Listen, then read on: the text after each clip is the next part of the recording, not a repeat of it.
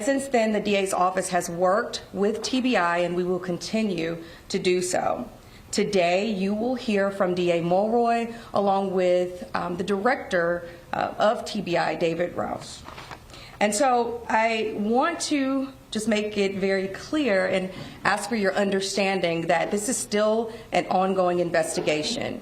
And so for that reason, there are limits to some of the things and some of the questions that we can answer. So we ask for your understanding as it relates to that. And I will turn it over to DA Mulroy. And did I mention that we will take questions after, but they will, we have a really limited amount of time. So thank you. Thank you, Erica. Good afternoon, everybody. Thank you for coming. I'm joined today, as Ms. Williams has already said, with the director of the Tennessee Bureau of Investigation, David Roush, as well as Assistant Director Josh Melton.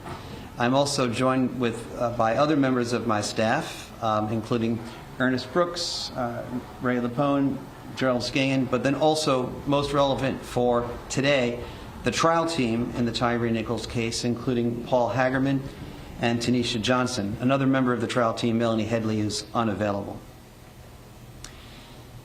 We're here today because of a tragedy that wounds one family deeply, but also hurts us all: the death of Tyre Nichols.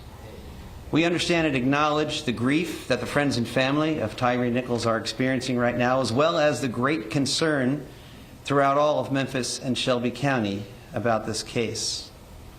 We met several times this week with the family of Tyre Nichols. They described an almost perfect son, a cheerful and happy person who enjoyed skateboarding and sunsets over Shelby Farms Park.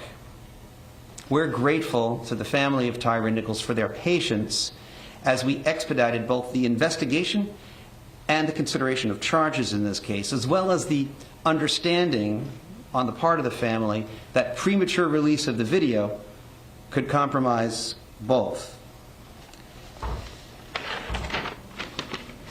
And we did work quickly to expedite this investigation because of the extraordinary nature of the case. Compared to the average investigation and prosecution decisions in a case like this, we worked swiftly but also fairly, and most importantly, in a way calculated to ensure that we have a strong case.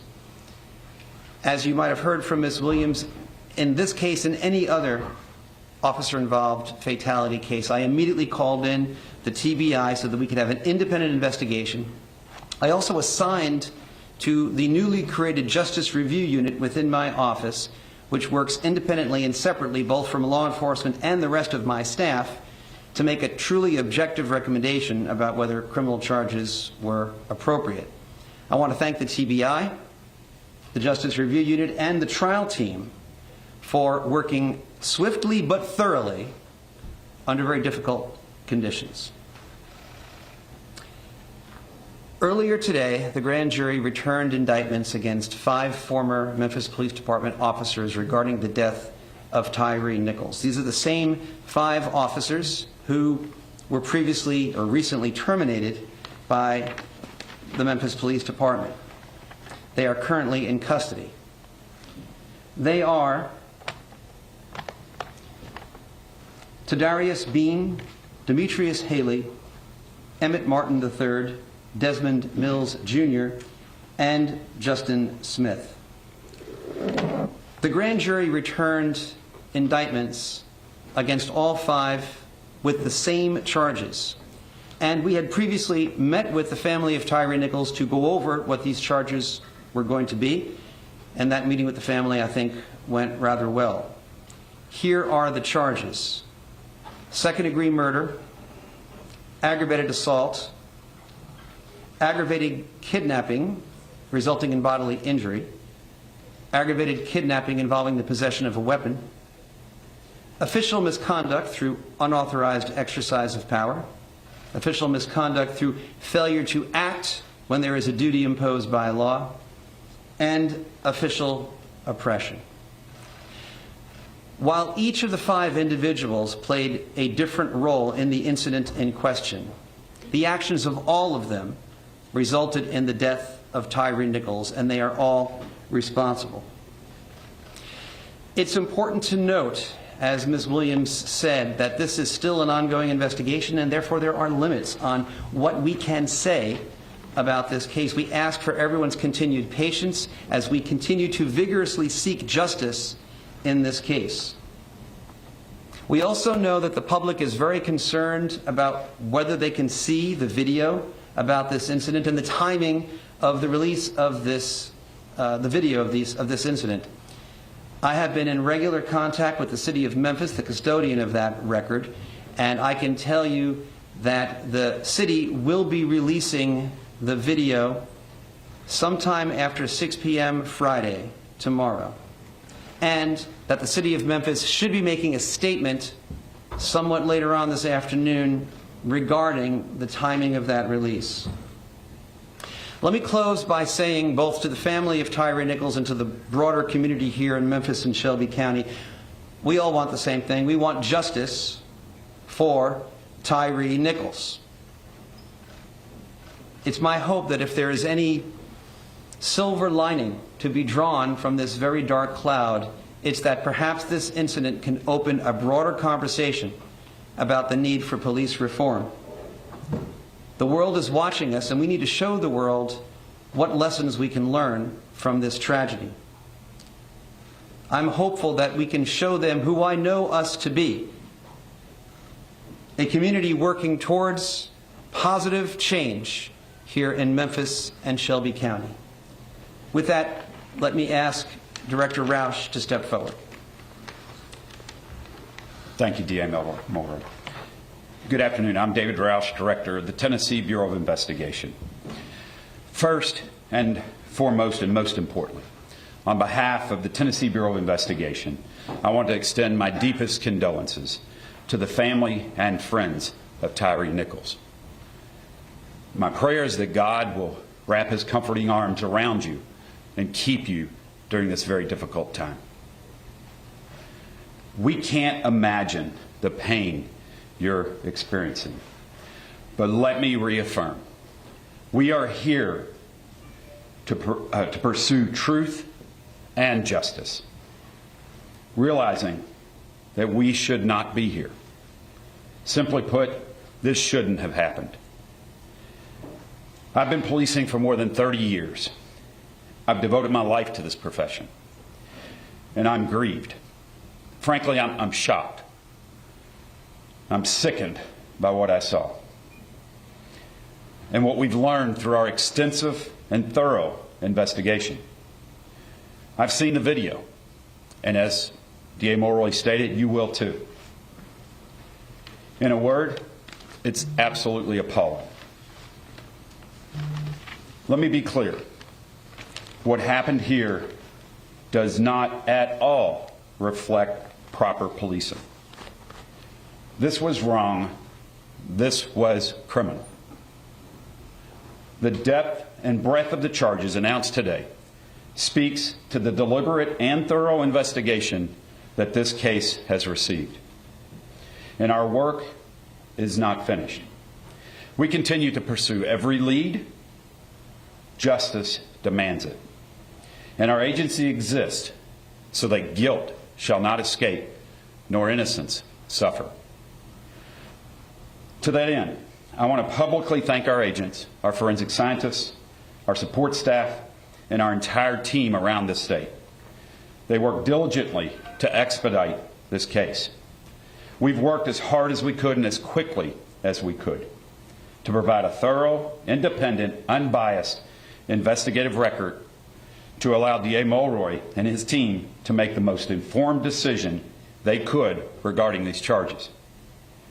I also want to thank the Memphis Police Department and the city leaders for their cooperation in this case, which I want to stress is ongoing at this time.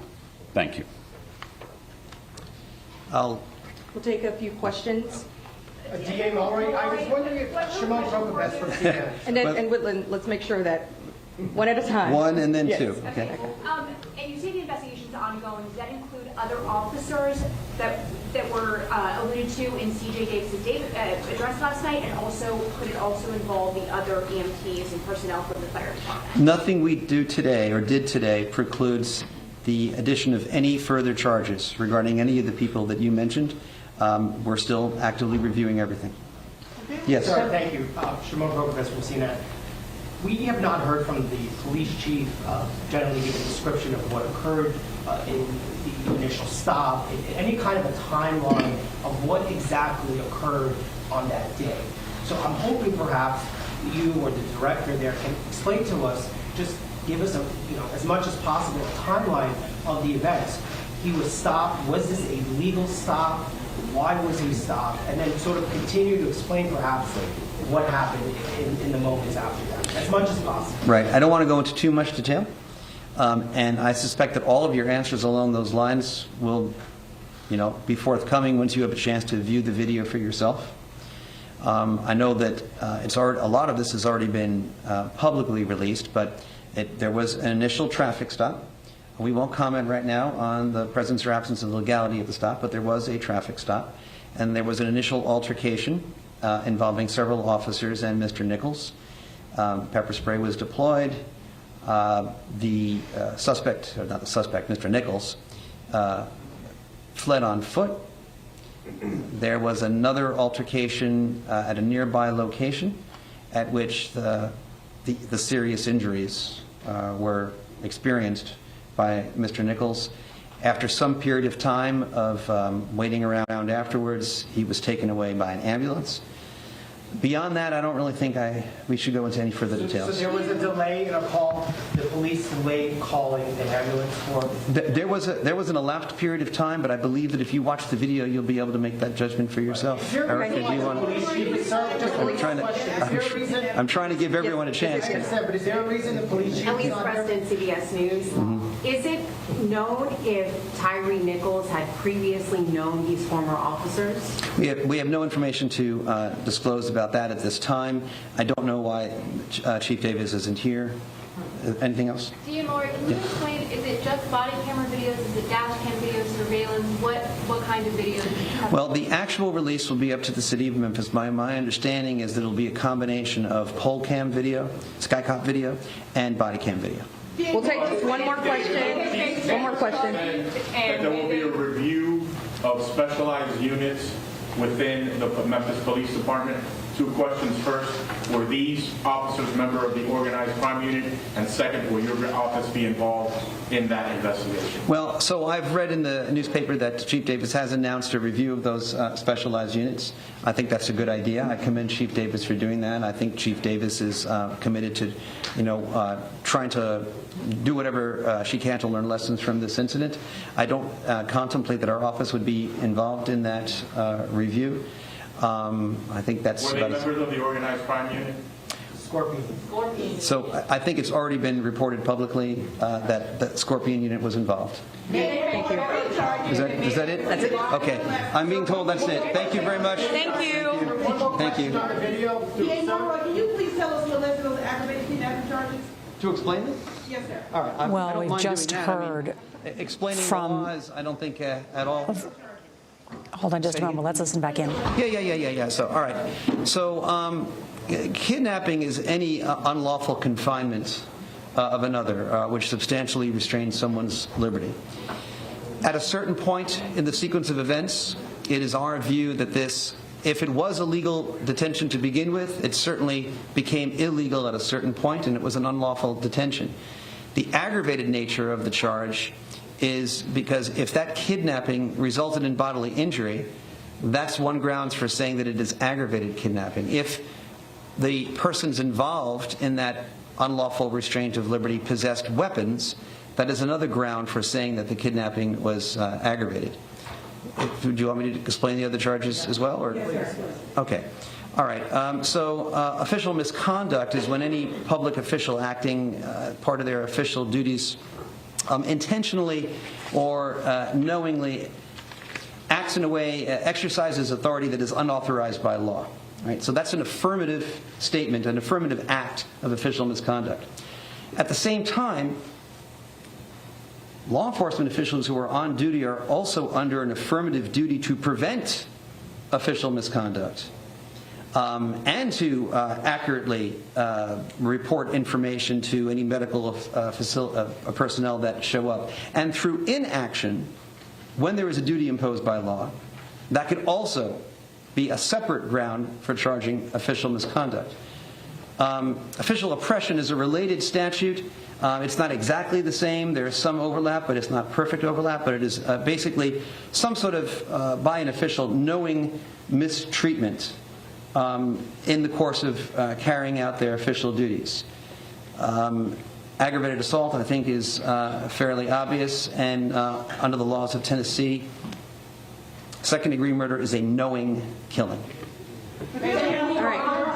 Thank you. Is that something that your office tracks? How long is the video? Will it be redacted? Well, we have just learned that 5 former Memphis police officers today indicted, arrested, and charged with second-degree murder and a number of other charges that you just heard. They are members of the Scorpion Unit, which was put together to fight violent crime on the street. We heard from the director of the Tennessee Bureau of Investigation, David Roush, that they are there to pursue truth and justice, and that he was shocked and sickened by what he saw on these multiple videos that are expected to be released Friday at 6 p.m. The police chief in Memphis saying just last night that she expects that the community will feel outrage. They are bracing for protests. Make no doubt about it. Let's bring in our senior investigative correspondent, Catherine Herridge. And Catherine, these are serious charges. Yes. Also heard them lay out that they were all charged with the same crimes, all 5 of them. And then in the words of one of the officials, their actions of all of them resulted in the death of Tyre Nichols. That's right. And on top of that, we have an overlay, Nora, which is the launching of a federal civil rights investigation by the Justice Department as well as the FBI. They haven't told us what charges are under consideration, but the most similar or analogous case would be that of George Floyd and the officer Derek Chauvin. He pleaded guilty to violating George Floyd's constitutional rights, and that included the right to be free of excessive use of force by police officers, as well as that constitutional right to due process. Stand by, because Elise Preston has been covering this case, has been there all week and just came out of that press conference. And Elise, very significant. Talk about that concern. Why did they choose Friday night at 6 p.m. to release this video, which we're told is about an hour in length, multiple different cameras, and is expected to provoke protests? Well, so we just heard from District Attorney Steve Mulroy, and he said that, one, with the video, the Memphis Police Department, they are the custodian of that video. So the video will be released by the police department, by the city. We do know that this video, they are still kind of working through investigations, right? We do know that with the officers being charged, that they have enough to go on right now to charge them with that. But the DA has been concerned pretty much all week that they are waiting to make sure that the case is completely tight before they move forward. So that is a concern. Another concern is just safety. I spoke to a city council chief chair yesterday, Nora, and he said, I asked him, what is it like here in Memphis 2 weeks after Tyre Nichols has died? And he said that it is like putting your hands on a combustible can and waiting for it to release. You know that you're going to have to release your hand, so you're just kind of waiting to see what you can kind of get together before you do release that. So I think right now, city officials, city leaders, they are just bracing people for what is to come. You mentioned that video statement placed on Twitter last night about 10:30 here local time from the chief, and she told people that you are going to see things that are troubling. She called that video inhumane. She said that it was heinous. And so I think they right now are just trying to prepare the public, both here in Memphis and across the country, Nora. Yeah, I mean, some dire warnings ahead of this video release. We are learned today that these 5 former officers were part of a Scorpion Unit, as it is called, a group of some 50 officers that was put together to fight violent street crime. The other thing that the district attorney, Steve Mulroy, saying today was that he met with the Nichols family before these charges were announced. Second-degree murder, aggravated assault, aggravated kidnapping with a weapon. And he said that the family seemed good with these charges. I know you've spoken with the family. What have they said? So we have not been able to speak with the family just yet. We are waiting to speak with them in a few moments, but I can tell you that the family said that they were waiting for these charges to come, that would be justice for them, but the fight is not over. They want to see a conviction here. I can tell you, Nora, I spoke with the mother, and she is just, as you can imagine, shaken. When we were walking to our interview, she grabbed my hand. She was shaking. She was weak. She said, "I'm tired, but I have to keep going because I have to get justice for my son." Tyre Nichols was the youngest of her 4 kids, and so she is devastated, as you can imagine.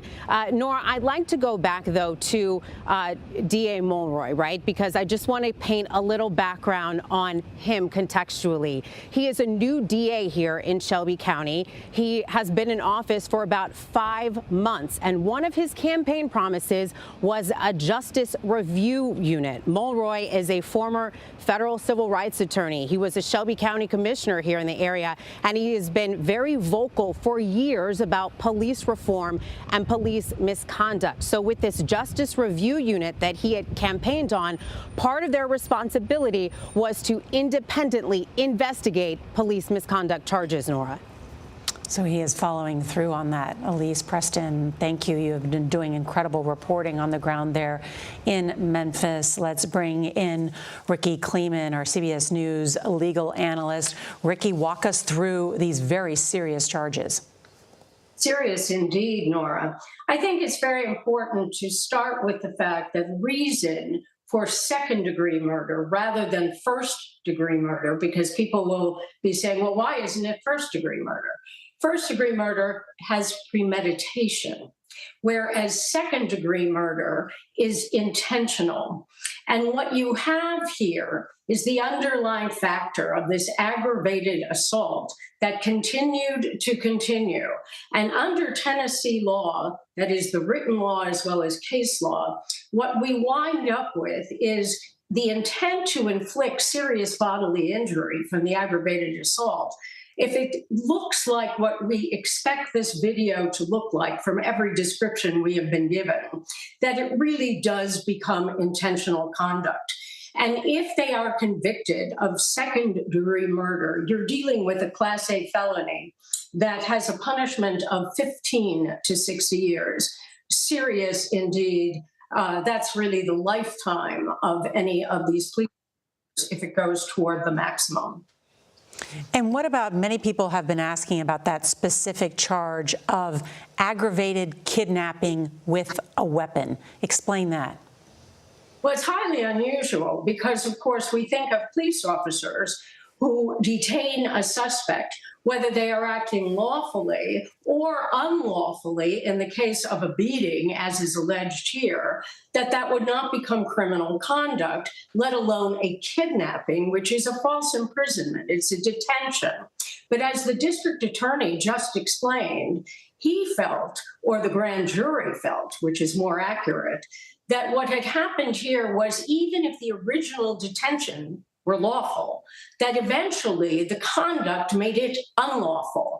And when you have this kind of serious bodily injury, in addition to the deadly weapon, because of course the police officers are armed, the grand jury felt that aggravated kidnapping was appropriate. Class B felony, long imprisonment, 8 to 30 years. All right, Ricky Kleeman, thank you for joining us. Just should note, too, this just in, a White House official saying the President of the United States has also been briefed on this Tyre Nichols case. There could be a statement coming shortly from the President as well. Concern about what happens on Friday night, 6 p.m. Central Time, when this approximately, we're told, hour-long video is released that includes not only body cam video from these police officers, but apparently some stationary video as well that is expected, in the words of the police chief there, expected to provoke outrage. Our coverage will continue on CBS News Streaming, your local news, and we will have a full wrap-up tonight on the CBS Evening News. This has been a CBS News special report. I'm Nora O'Donnell in Washington.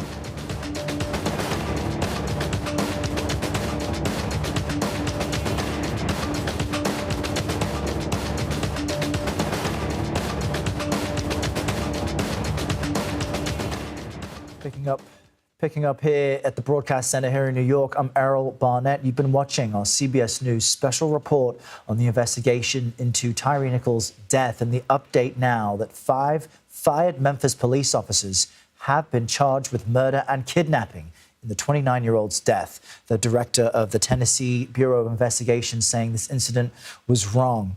He went on to say it was criminal. He also said he was sickened by what he saw and that it was absolutely appalling. On your screens, you're seeing now the mugshots of the former police officers who have been charged with 5 separate crimes, the most serious of which second-degree murder. Let's bring in CBS News legal contributor Rebecca Royfee, who was also listening in on that press conference. Rebecca, one of the notable things here, beyond the fact that there is footage approximately an hour long that will be released Friday after 6 p.m., is that there appears to be decisive action in charging these police officers.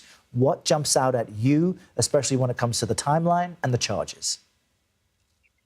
These are significant charges. I think it's important to note that in Tennessee, second-degree murder does not involve intent to kill. What it does involve is knowledge that you're engaging in a kind of conduct that is likely to cause death. And so that is, as we have been reporting, an extremely serious charge, and it comes with a sentence of from 15 to 60 years in prison.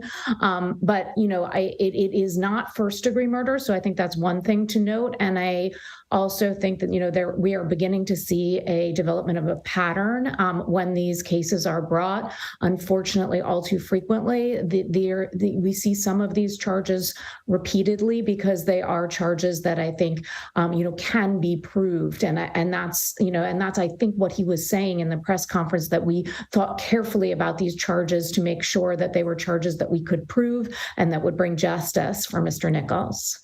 Rebecca, please stand by for us as we continue to look into legally what's unique about what we've just learned. For the moment, I want to bring in Elise Preston. She's covering this story for us from Memphis, a place she knows well and has done extensive reporting from in the past. And Elise, you have mentioned that Tyre Nichols was the youngest of 4, that the district attorney had described his family, describing him as the perfect son.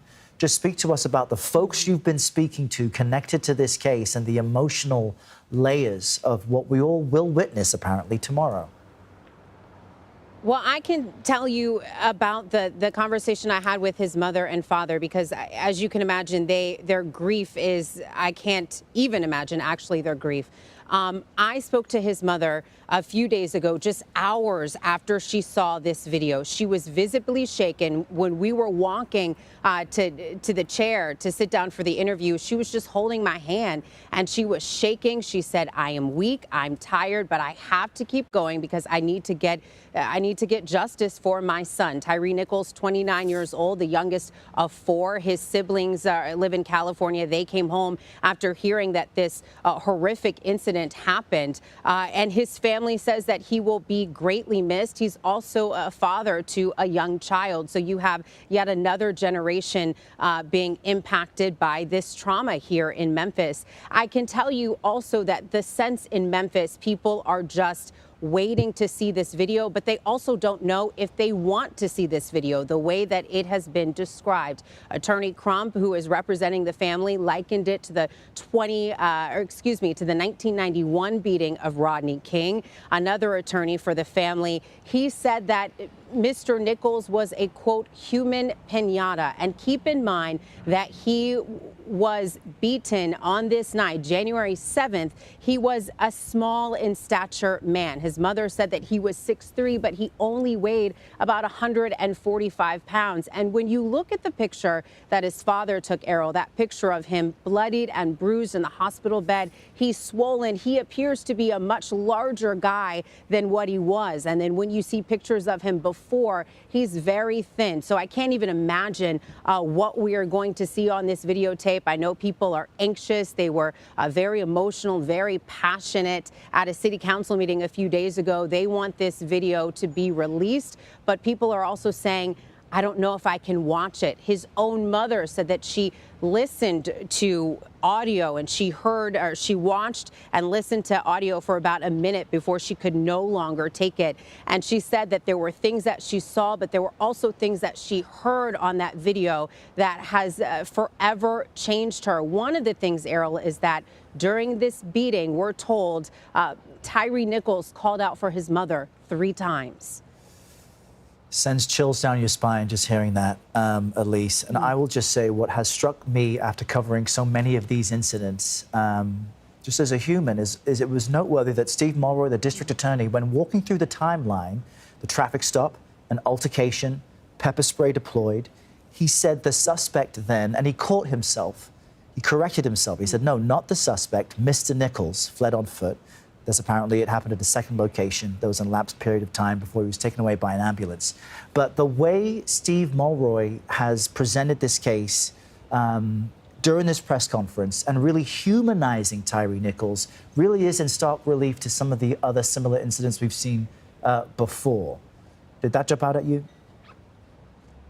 Yeah, and what also sticks out to me is District Attorney Mulroy's background. He is a former federal civil rights attorney, so this is his line of work. He formerly, before he took this position 5 months ago as DA, he was a law professor here in Memphis. He has been a long time, he's been vocal about police reform and about police misconduct for years. So I know that for him, this is a very different case, especially coming in as a DA who is very different than the long line of DAs before him. He also started a justice review unit. That was a campaign promise. And one of the things that the review unit would do was independently review cases involving police misconduct, Errol. And Elise, I know you now have to continue to interview people connected to all of this. We want to encourage viewers to see your reporting tonight on the CBS Evening News with Norah O'Donnell as we learn more. I want to bring back in Rebecca Royfee, also still with us as we digest what's just been announced there in Memphis. Rebecca, how significant to see 5 officers be charged with this incident together at once? It seems as though the district attorney is making a point that they are all equally responsible. Yes, absolutely. And it emphasizes, in a certain way, the brutal nature of this attack, that there were 5 police officers and 1 person who was the victim of this conduct. And so I think it's powerful in terms of a message and also important in terms of the legal significance that there are, 5 defendants here who are being charged equally with these different crimes. And how rare is this? I mean, it is, we've been seeing these cases, sometimes charges emerge, sometimes they don't, sometimes they're disappointing. And I think, one thing to keep in mind is that each of these cases are different. The facts in each of these cases are different. The law in each of these jurisdictions are different. And so it, does require some kinds of patience and an acknowledgement that while there's a similarity, an awful, horrible similarity that runs throughout them, that we can't always expect to see exactly the same result in each of these cases. The thing Memphis is bracing for, and many places in the country, is the release now of what took place. Multiple perspectives, body cam footage, other static cameras. They've announced that it will be released tomorrow, potentially after 6 p.m. Eastern. They've waited. The city has waited to release that after they've made today's announcement. How could it impact the case, and what considerations does the city need to make when attempting, it appears, to be this transparent? So I think they are attempting to be transparent. And, I assume that part of the consideration of the timeline is to come forward with the strong press conference that we saw that shows that the city is working on accountability in this particular case and, from lots of different perspectives. And as we heard, there's going to be a review of this unit from the police department and then the district attorney's office bringing these criminal charges. And perhaps on some level that might blunt some of the effect of the video, which I think is inevitable, that when the visual image comes out, this legal response is going to seem a little bit sterile compared to the horror that might be seen on the, on people's screens. And we heard the district attorney come back and explain the charges, second-degree murder, meaning there's no premeditation, but it was a knowing killing, aggravated kidnapping, an unlawful detainment, as well as official misconduct, official oppression. And he noted that officers have a duty when they witness any misconduct to intervene. Simply being very clear and direct as to why he believes these charges, that these officers are guilty of these charges. Did any of that surprise you only a few weeks after the incident, with the district attorney really coming out with his own determination that everybody did something wrong as far as the Scorpion unit involved here? So I do think the timeline, I think this was very, very quick. And I think that, is in some ways different from some of the things that we have seen in the past. And, again, some of that depends on the nature of the evidence. Some crimes can, take very, very long time to investigate and others less so. So, I do think that's possible. But I do think that the timeline is quite rapid here and decisive. I also think the official misconduct charge is an important one because sometimes we lose sight of the fact that part of the reason why people get so angry in incidents like this is that these are people who are charged with protecting us. And so it seems particularly heinous when they turn and become the aggressors, become the criminals. And so in a way, that charge, while I doubt, in fact, it will increase the sentence much if it's proven, it has an important symbolic value because it shows that there's an acknowledgement and a recognition of the uniquely awful nature of these sorts of crimes when the perpetrators are police officers. Our legal contributor, Rebecca Royfee, thank you very much for sharing your insight. Our thanks also to Elise Preston with our live coverage from Memphis, Tennessee. We will have much more on this case at the top of the hour for viewers here watching on CBS News. We have much more coming up as well, including the closing bell from Wall Street. Stay with CBS News. We'll be back in a moment.